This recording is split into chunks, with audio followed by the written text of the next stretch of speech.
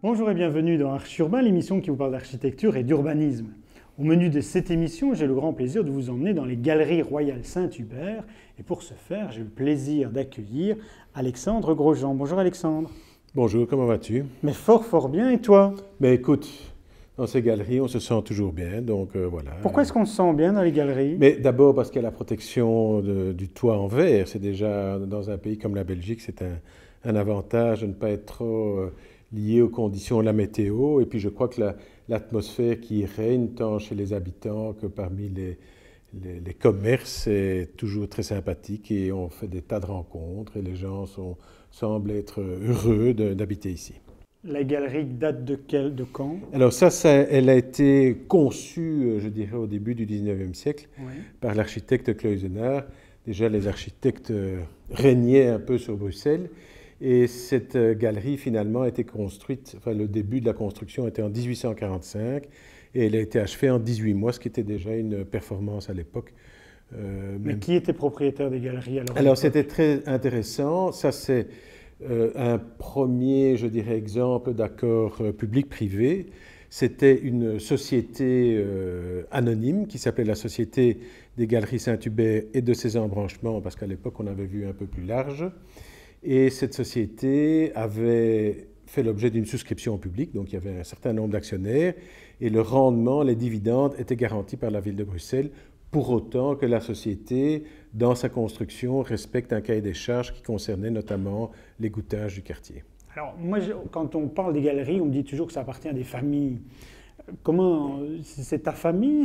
Alors, en fait, cette galerie appartient toujours aux familles qui descendent des fondateurs de cette société, des Galeries Saint-Hubert, des embranchements. C'est incroyable quand même, ça. Donc c'est une vieille entreprise, je dirais bruxelloise, qui reste toujours dans son jus. Et il y a plusieurs familles? Oui, il y a plusieurs familles. Et voilà, et moi je suis président de cette société à la 5e génération. Et les personnages que l'on voit ici, bon, je reconnais quand même quelques rois, mais pas tous.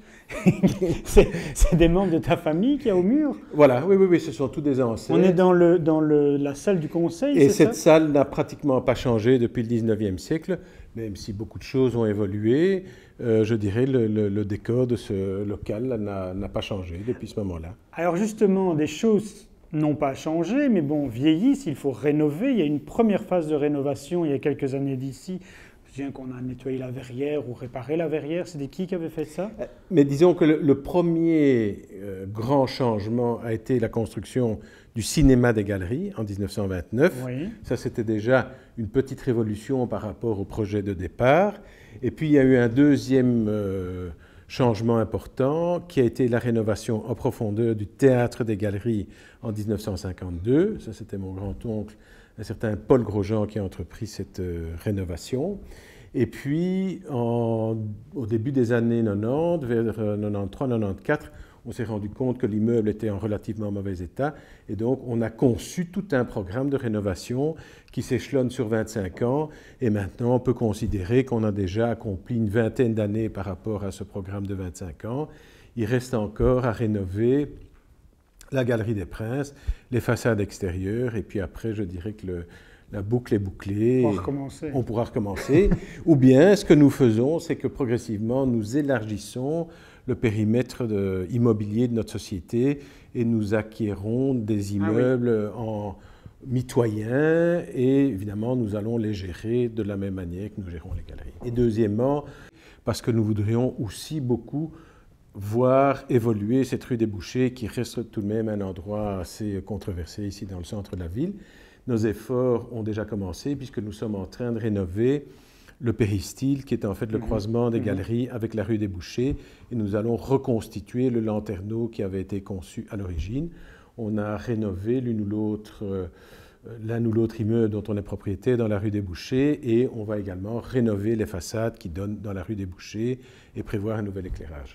Est-ce que la rénovation de la galerie, c'est changer les fonctions d'origine au site de la galerie ou alors tout ce qu'on voit aujourd'hui, c'était déjà... Alors c'est ça le côté assez étonnant et je dirais qu'au niveau de la stratégie de notre société. Il n'y a pas beaucoup d'innovation. Je parlais de changement, mais ça n'en est pas un vraiment. En fait, la mixité qui avait été prévue à l'origine par cet architecte génial qu'est Cloysenaar est conservée de nos jours et fonctionne. Et d'ailleurs, tu vois très bien qu'on revient à ce genre de mixité. Par exemple, maintenant, rue Neuve, tu as les rez-de-chaussée commerciaux, et puis on essaye de remettre de l'habitat dans les étages, ce qui n'a pas changé ici dans les galeries. Mais ça, c'est fou parce que les gens ne le savent peut-être pas, mais il y a des gens qui vivent dans les galeries, il y a des logements aux étages. Alors, il y a beaucoup de logements, il y a à peu près une 60aine de logements, et j'ai fait faire un compte, mais ça c'est vraiment très très grosso modo, tu as environ une communauté de 800 personnes qui travaillent, qui vivent, qui évoluent dans les parties culturelles des galeries. 800 personnes, c'est un petit village en ville. Et ces gens, c'est ce que je disais tout à l'heure, semblent y trouver une certaine harmonie et un certain équilibre. Et tout ça fonctionne très très bien. Et je crois que cette mixité est ici un exemple de réussite. Alors, il faut rénover les galeries, mais comment est-ce qu'on fait pour choisir un bureau d'architecture ?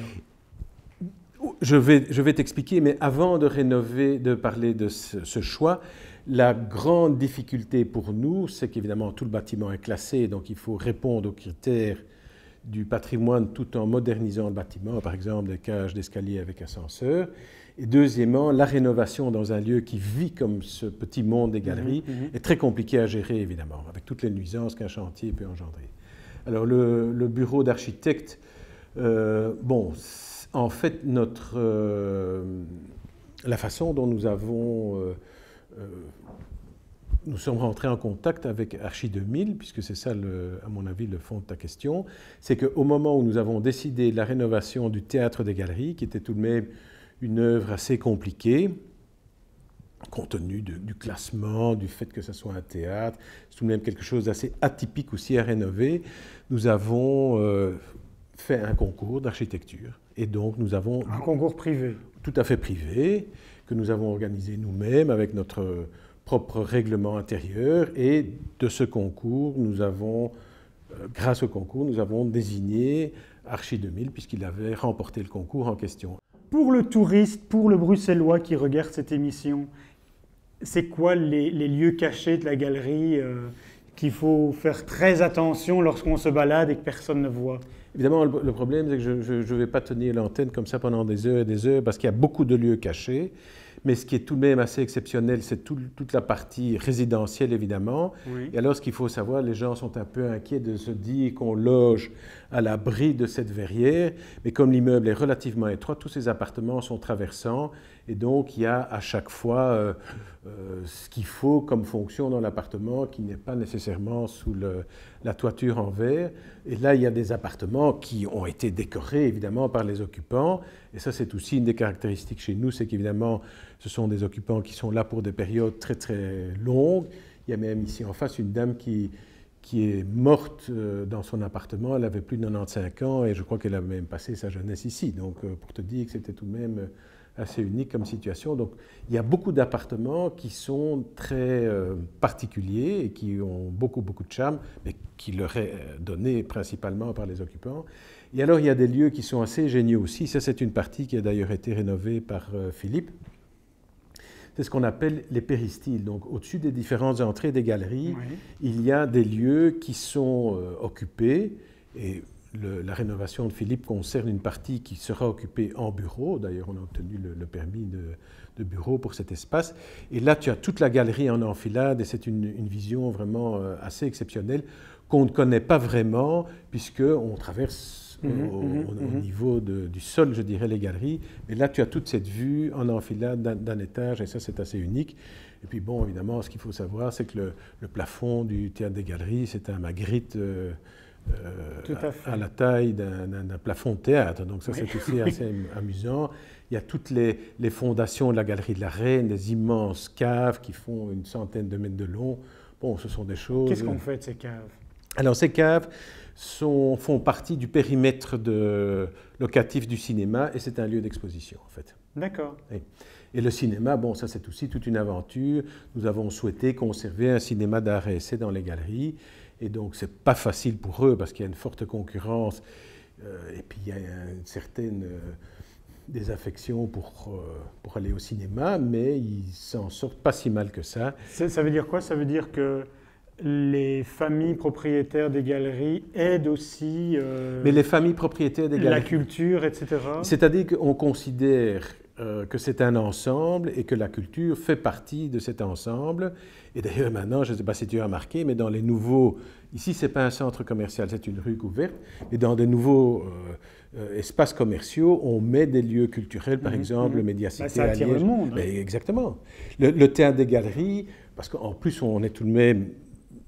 On aime la culture, mais on est aussi pragmatique. C'est 100 000 personnes par an qui défilent là-dedans. Et puis, c'est des gens qui se baladent aussi de manière nocturne, tout que à les fait. magasins ne le font pas. Et donc, la culture fait partie de cette mixité qui fait le succès des galeries.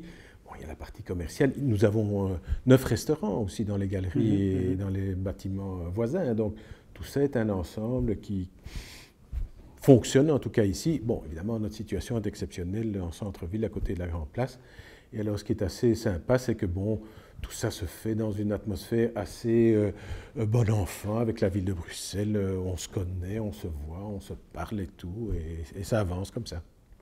Bon, Alexandre, je pense qu'il est grand temps de nous quitter pour aller voir Philippe Verdussen, qui nous attend non loin de là, puisqu'il est assis sur la chaise derrière moi. Et on va lui demander tous les petits détails des rénovations qu'il a faites ici au Théâtre des Galeries. Malheureusement, comme c'est la fin de l'émission, il faudra attendre la prochaine émission pour avoir les explications de Philippe. D'ici là, vous pouvez voir et revoir cette émission sur www.archiurbain.be. Merci beaucoup et à bientôt.